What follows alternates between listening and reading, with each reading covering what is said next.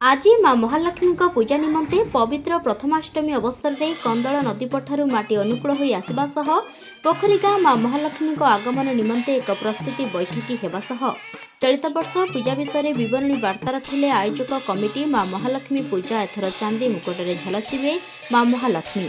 मार्गशीर मास शेष गुरुवार उपलक्षे आयोजित होता माँ महालक्ष्मी 20तम पूजा उत्सव पालन होगा जाता बेले एथर नियाली अंचल पोखरी ग्राम में बेस जाक जमकर सहित आयोजन होगा बोली कमिटीर कर्मकर्ता माने सूचना देछंती। डिसेम्बर मास 10 तारिख पूजा आरंभ हो 14 तारिख पर्यंत चलिबो। एथर माँ का मस्तक 2 किलोग्राम ओजनर चांदी मुकुट शोभा पाइब ता सांगकू 6 दिन धरी मीना बजार मध्य पड़िबो।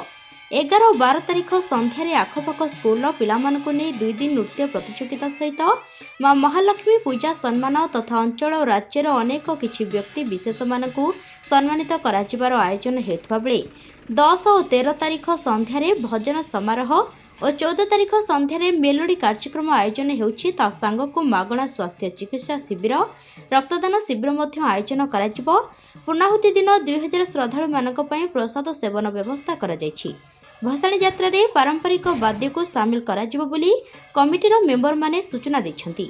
माँ महालक्ष्मी पूजा कमिटी पोखरी गाँ तरफ समस्त अंचलवासी को उपस्थित रहिबा अनुरोध करबा सह माँ महालक्ष्मी को अपार कृपा लाभ करबा पई अनुरोध करिसंती माँ महालक्ष्मी पूजा कमिटी पोखरी गाँ रो ग्रामवासी माने। Bureau report Jaydev news.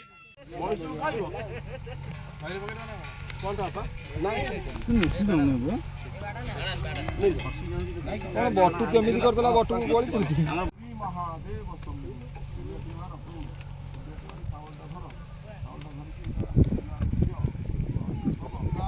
भाई ना आयो टिकट फिल्म दे दो।